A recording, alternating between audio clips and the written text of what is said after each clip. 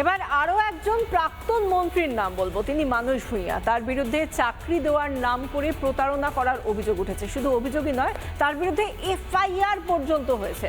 প্রাক্তন সেচ মন্ত্রী মানস ভূঁইয়া, তার বিরুদ্ধে এই অভিযোগ যখন উঠছে, সেখানে দেখা যাচ্ছে যে বিএনএস এর একাধিক ধারায় মামলা রুজু করা হয়েছে।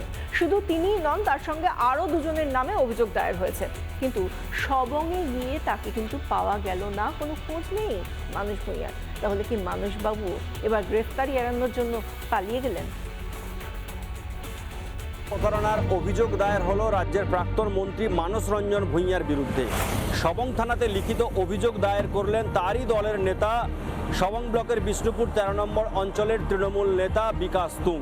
তার অভিযোগ, তার স্ত্রীকে চাকরি দেওয়ার নাম করে 5 লক্ষ টাকা নিয়েছিলেন রাজ্যের প্রাক্তন মন্ত্রী মানস ভূঁইয়া সহ সবং ব্লকের প্রাক্তন তৃণমূল কংগ্রেসের ব্লক সভাপতি আবু কালাম বক্স ও তৃণমূল নেতা ভোলানাথ দে। মূলত এই 3 জনের নামে তিনি অভিযোগ দায়ের করেছেন সবং থানাতে। আর যাকে ঘিরে ব্যাপক শোরগোল পড়ে গিয়েছে সবংয়ে। বিকাশ তুংকে গ্রেপ্তার করা উচিত, মানস ভূঁইয়াকে গ্রেপ্তার করা উচিত।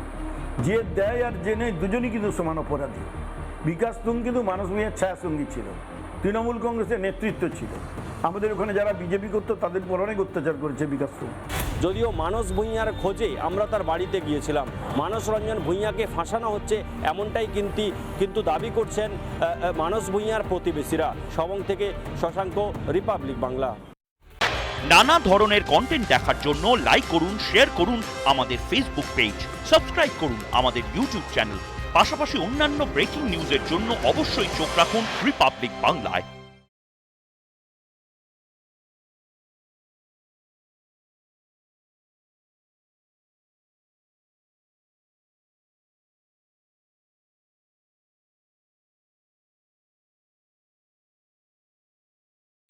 নানা ধরনের কন্টেন্ট দেখার জন্য লাইক করুন, শেয়ার করুন আমাদের ফেসবুক পেজ, সাবস্ক্রাইব করুন আমাদের ইউটিউব চ্যানেল।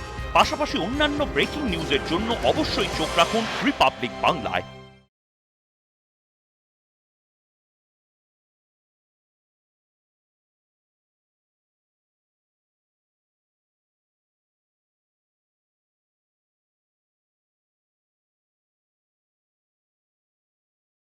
নানা ধরনের কন্টেন্ট দেখার জন্য লাইক করুন, শেয়ার করুন আমাদের ফেসবুক পেজ, সাবস্ক্রাইব করুন আমাদের ইউটিউব চ্যানেল।